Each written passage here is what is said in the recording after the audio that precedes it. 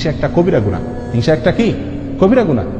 কোরআনে কারিমে আল্লাহ সুবহানাহু ওয়া তাআলা হিংসার বিষয় একাধিক আয়াতে আল্লাহ তাআলা আলোচনা করেছেন। এক আয়াতে আল্লাহ বলেছেন আম ইয়াহসুদুনান নাসা আলা মা আতাহুমুল্লাহু মিন ফাদলি। আল্লাহ কাউকে দয়া করে কোন একটা কিছু দিবেন, ফসলটা ভালো হয়েছে, ইনকাম ভালো হয়েছে, তার প্রমোশন হয়েছে, কোন একটা ভালো দিক আল্লাহ তাআলা তাকে দিলেন, এটা দেখে তুমি হিংসা করছো যে আল্লাহ দিয়েছেন সেজন্য? তার মানে তুমি তো আল্লাহর এই ফয়সালাকে তুমি মানতে পারছো না। রেজাবিল কাজা ইমানের গুরুত্বপূর্ণ পয়েন্ট। তার মানে তোমার ইমান আছে কিনা এটা নিয়ে সন্দেহ। আল্লাহ তাকে দিয়েছেন, এটা আল্লাহর ফয়সালা, অতএব এটা তুমি সন্তুষ্ট থাকতে হবে। তুমি হিংসা করলে তার কোনো ক্ষতি করতে পারবে না। প্রিয় ভাইরা, আপনার অন্তরে হিংসা আছে কিনা কারোর প্রতি কিভাবে বুঝবেন? কারোর কোনো ভালো সংবাদ শুনে, কারোর কোনো ভালো হাল দেখে, কারোর কোনো সুখের অবস্থা দেখে আপনার ভিতরে জ্বলে কিনা দেখবেন।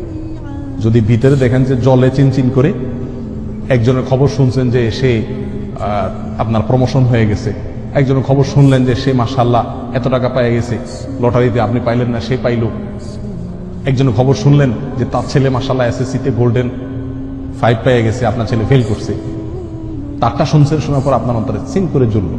হয় না এরকম? একজন হয়তো ভালো কোনো কিছু হয়েছে, আপনার মনে দেখা যাচ্ছে যে ভিতরে জ্বালা পোড়া শুরু হয়ে গেছে, অস্থির শুরু হয়েছে, মেজাজ গরম হয়ে গেছে।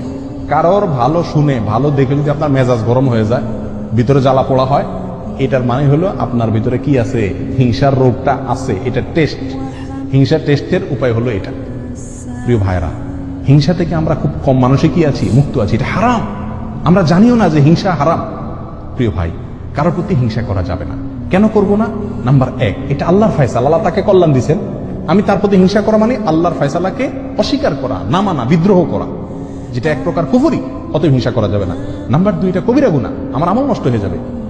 3 নম্বর, মনকে বলতে হবে, ও মন, তাকে যে আল্লাহ কল্যাণ দিছে সে আল্লাহ আমাকেও দিতে পারে। তাকে দিছে, এই জন্য আমি যদি খুশি হই, তার জন্য আরো দোয়া করি, ইনশাআল্লাহ আল্লাহ আমাকে দান করবেন। আল্লাহ পরীক্ষা করেন বান্দাকে অংশ। কথা বুঝে আসছে? এই কথা নিজেকে বুঝাইতে হবে, প্রবোধ দিতে হবে এবং হিংসা থেকে বাঁচার চেষ্টা করতে হবে। আর মনে রাখতে হবে, আমি যদি হিংসা করি তার কি কোনো ক্ষতি করা যাবে? আমার মনে যত জ্বালা পড়া হবে, ক্ষতি তার হবে? উল্টা ক্ষতি আমার হবে। আমার অন্তরে জ্বালা পড়া হলে হার্ট অ্যাটাক আমার হবে, অসুস্থ আমি হব, তার কি কোনো ক্ষতি হবে? হবে না। তাহলে এর চাইতে নির্বোধ কে? এই জন্য কারোর কোনো কল্যাণ দেখলে বরং আরো কি হওয়া? খুশি হওয়া। যদি মনে আপনি যতই চেষ্টা করেন খুশি আনতে না পারেন, আপনার মনে ঠিকই জ্বলে, একটা কাজ করবেন, তার জন্য দোয়া করবেন, আল্লাহ তার ছেলে গোল্ডেন জিপিএ পাইছে, আল্লাহ সামনে তার ছেলের ডাক্তার, ইঞ্জিনিয়ার, পাইলট, আরো কিছু বানাই দিও আল্লাহ। মনে চায় না তবুও জোর করে মুখে দোয়া করেন, দেখবেন ইনশাআল্লাহ অন্তত কি হয়ে যাবে? হিংসা চলে যাবে। শয়তান দেখবেন যে বেজ্জত হয়ে চলে যাবে।